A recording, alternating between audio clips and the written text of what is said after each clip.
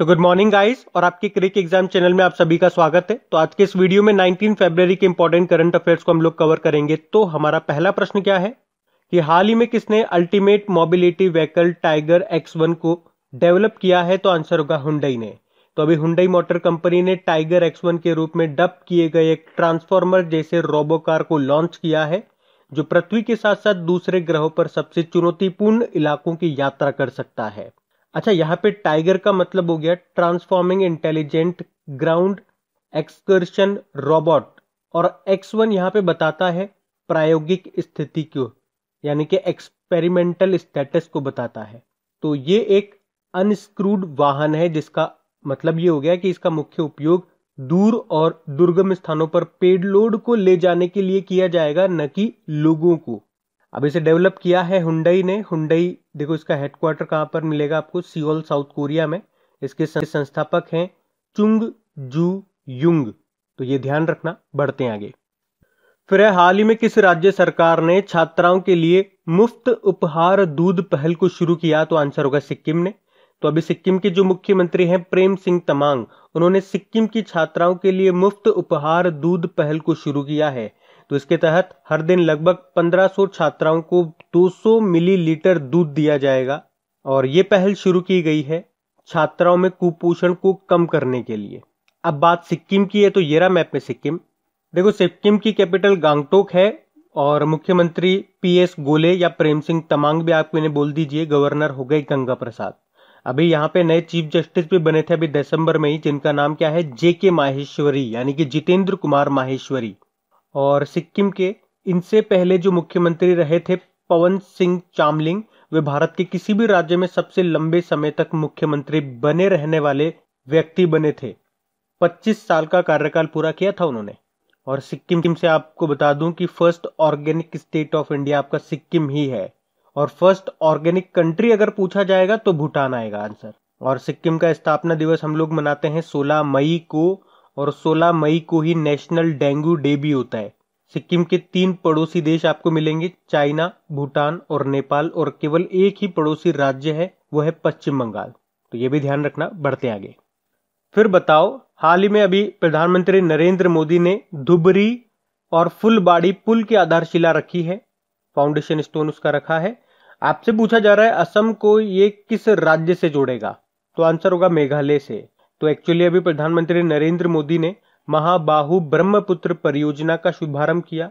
उन्होंने वहां पे धुबरी फुलबारी पुल की आधारशिला भी रखी है, और माजुली सेतु के निर्माण के लिए भूमि पूजन भी किया है।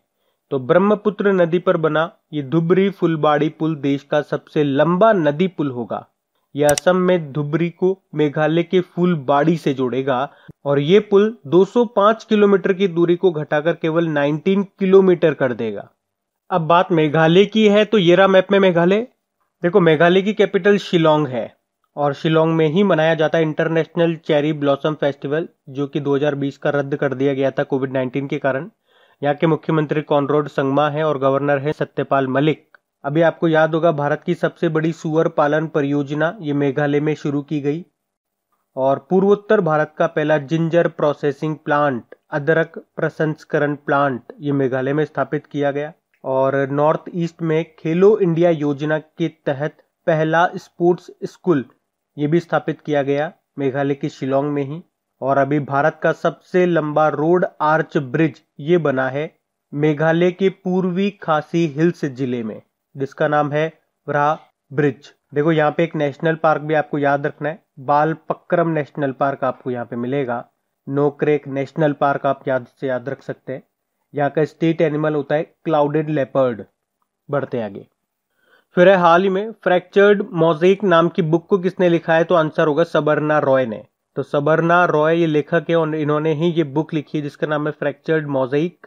बाकी प्रियंका चोपड़ा ने अभी एक बुक लिखी थी जिसका नाम है अनफिनिश्ड द मेमोयर, और Sangeeta Kaul Chaudhary platform skill for post pandemic world नाम की बुक लिखी। दलाई लामा ने भी एक बुक लिखी थी जिसका नाम है the little book of encouragement. बढ़ते आगे। फिर बताइए, अभी हाल ही में जम्मू कश्मीर की पहली महिला पावर लिफ्टर कौन बनी है? तो आंसर होगा साइमा उबैद। तो साइमा उबैद ये कश्मीर की पहली महिला बन गई हैं जिन्होंने पावर लिफ्टिंग को करियर के रूप में चुना है और खेल में गोल्ड मेडल भी जीता है। बाकी ये नाम भी आप याद रखेंगे। पूजा देवी जम्मू कश्मीर की अभी पहली महिला बस ड्राइवर बनी थी। रश्मि सामंत ऑक्सफोर्ड स्टूडेंट यूनियन की अध्यक्ष बनने वाली पहली भारतीय छात्रा बनी है। और एम वीर लक्ष्मी तमिलनाडु में भारत की पहली महिला एम्बुलेंस ड्राइवर बनी थी ये। तो इस प्रश्न से साइमा उबैद का नाम आपको याद रखना है। बढ़ते हैं आगे। फिर हाल ही में ओडिशा के मुख्यमंत्री जो है नवीन पटनायक, उन्होंने राउरकेला में देश के सबसे बड़े हॉकी स्टेडियम का नाम किसके नाम पे रखा है? तो आंसर होगा बिरसा मुंडा। तो अभी उड़ीसा के मुख्यमंत्री जो है नवीन पटनायक, उन्होंने देश के सबसे बड़े हॉकी स्टेडियम की नींव रखी है और इस स्टेडियम का नाम मशहूर स्वतंत्रता सेनानी बिरसा मुंडा के नाम पे रखा है। आपको याद होगा हॉकी वर्ल्ड कप जो कि 2023 में होंगे, कहाँ पे? एक तो भुवनेश्वर और राउरकेला में होंगे। बाकी मैं आपको बता दूं, देखो इजराइल में एक सड़क का नाम अभी रविंद्रनाथ टैगोर जी के नाम पे रखा गया था और लखनऊ का जो इकाना स्टेडियम है उसका नाम अटल जी के नाम पे रखा गया था। और दुनिया का सबसे बड़ा क्रिकेट स्टेडियम ये गुजरात के अहमदाबाद शहर के मोटेरा में बनेगा, जिसे मोटेरा स्टेडियम भी कहते हैं। और इसका नाम जो है वो सरदार पटेल जी के नाम पे रखा गया है ना। तो यहां से ये वाला प्रश्न आपको याद रखना है कि उड़ीसा में जो भारत का सबसे बड़ा हॉकी स्टेडियम बनेगा उसका नाम किनके नाम पे रखा गया है? बिरसा मुंडा के नाम पे रखा गया है। बढ़ते हैं आगे। फिर बताइए, हाल ही में आईपीएल में सबसे ज्यादा भुगतान पाने वाले खिलाड़ी बनकर किसने इतिहास रचा है? तो आंसर होगा क्रिस मॉरिस ने। तो अभी चेन्नई में आईपीएल 2021 की नीलामी में पूर्व रॉयल चैलेंजर्स बेंगलुरु के सुपरस्टार और साउथ अफ्रीका के ऑलराउंडर क्रिस मॉरिस को राजस्थान रॉयल ने 16.25 करोड़ रुपए में खरीदा है और ये अब तक के आईपीएल में सबसे ज्यादा अमाउंट की बोली है। बाकी फाफ डू प्लेसिस ये दक्षिण अफ्रीका के हैं, फाफ डू प्लेसिस, और इन्होंने टेस्ट क्रिकेट से अभी संन्यास ले लिया तो उनका नाम भी न्यूज में रहा। स्टीव स्मिथ ऑस्ट्रेलिया के हैं, अभी अपने करियर में तीसरी बार एलन बॉर्डर मेडल जीता था इन्होंने। ऋषभ पंत की बात करेंगे तो अभी आईसीसी ने जो नया अवार्ड शुरू किया है, कौन सा? प्लेयर ऑफ द मंथ वाला, उसमें जनवरी 2021 का ICC player of the month का अवार्ड जीता है ऋषभ पंत ने। और इस साल जो आपके आईपीएल होने वाले हैं 14th नंबर का एडिशन होगा, कहां पे होंगे? हरियाणा के पंचकुला में होंगे, तो ये याद रखना। बढ़ते हैं आगे। फिर अगला प्रश्न है, हाल ही में जॉर्जिया के प्रधानमंत्री ने अपने पद से इस्तीफा दे दिया, उनका नाम क्या है? तो आंसर होगा जियोर्गी गखार्या। तो अभी जॉर्जिया के प्रधानमंत्री जियोर्गी गखार्या ने अपने पद से इस्तीफा दे दिया है। बाकी मारियो द्राघी अभी इटली के नए प्रधानमंत्री बने थे। काजा कलास एस्टोनिया की पहली महिला प्रधानमंत्री बनी थी और मार्सेलो रेबेलो डी सोसा ये पुर्तगाल के फिर से प्रेसिडेंट बने हैं। अब जॉर्जिया ये कहां पर है? तो ये रहा मैप में जॉर्जिया। देखो इसकी कैपिटल तबलिसी है, करेंसी है जॉर्जियाई लारी और प्रधानमंत्री तो अभी तक थे जियोर्गी गखार्या, जिन्होंने अभी अपने पद से इस्तीफा दे दिया है। बढ़ते आगे। फिर बताओ, हाल ही में किस नेता ने राज्यसभा में विपक्ष के नेता के रूप में गुलाम नबी आजाद की जगह ली है? तो आंसर होगा मल्लिकार्जुन खड़गे। तो राज्यसभा के सभापति जो है एम वेंकैया नायडू जी, इन्होंने मल्लिकार्जुन खड़गे को राज्यसभा में विपक्ष के नेता के रूप में मान्यता प्रदान की है। तो भारतीय राष्ट्रीय कांग्रेस के नेता गुलाम नबी आजाद का कार्यकाल अभी हाल ही में समाप्त हुआ था और ये मल्लिकार्जुन खड़गे ये पूर्व केंद्रीय मंत्री हैं और पहले लोकसभा में कांग्रेस के नेता भी रह चुके हैं। तो राज्यसभा में विपक्ष के नेता के रूप में गुलाम नबी आजाद की जगह लिए किसने? मल्लिकार्जुन खड़गे ने, ये आपको याद रखना है। बाकी Ajay Mathur international solar alliance के अगले महानिदेशक इनको नियुक्त किया गया। एसएन सुब्रमण्यम भारत के राष्ट्रीय सुरक्षा परिषद के नए अध्यक्ष बने और विश्ववीर आहूजा आरबीएल बैंक के एमडी सीईओ बने थे। पढ़ते आगे। फिर बताओ वह पहला अफ्रीकी देश कौन सा है जिसके साथ भारत ने एक व्यापार समझौते पर हस्ताक्षर किए हैं? तो आंसर होगा मॉरिशस। तो केंद्रीय मंत्रिमंडल ने भारत और मॉरिशस के बीच व्यापक आर्थिक सहयोग और भागीदारी समझौते पर हस्ताक्षर करने को मंजूरी दे दी है।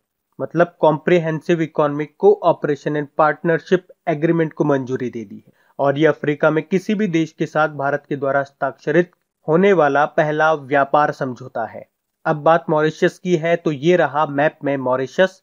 कैपिटल इसकी पोर्ट लुइस है, करेंसी है मॉरिशियन रुपी, और यहाँ के प्रधानमंत्री हैं प्रवीण जुगनॉथ। बढ़ते हैं आगे। फिर है हाल ही में जारी अशोका असूत्रा नाम के उपन्यास को किसने लिखा है? तो आंसर होगा एर्विन एलन सीली ने। तो ये नाम ध्यान रखना। बाकी कैलाश सत्यार्थी ने अभी एक बुक लिखी थी जिसका नाम है कोविड-19 सभ्यता का संकट और समाधान, यानी कि कोविड-19 crisis of civilization and solution. उसके अलावा गौतम चिकेरमा ने India 2030 the rise of Rajasik nation नाम की बुक को लिखा, और मेघना Pant the terrible horrible very bad good news नाम की बुक को लिखा था। तो इस प्रश्न से याद रखना एर्विन एलन सीली ने कौन सी बुक लिखी, कौन सा नॉवेल लिखा? अशोका असूत्रा। बढ़ते आगे। फिर है हाल ही में जारी टाइम मैगजीन के टॉप 100 इमर्जिंग लीडर की सूची में कितने भारतीय मूल के लोगों को शामिल किया गया? तो आंसर होगा 5। तो अभी टाइम मैगजीन ने भविष्य को आकार दे रहे 100 नेताओं की लिस्ट जारी की है। तो इस लिस्ट में भारतीय मूल के 5 लोगों को शामिल किया गया। अब ध्यान से सुनना, मैंने कहा भारतीय मूल के तो 5 लोगों को इसमें शामिल किया गया, और इसमें एक भारतीय कार्यकर्ता है।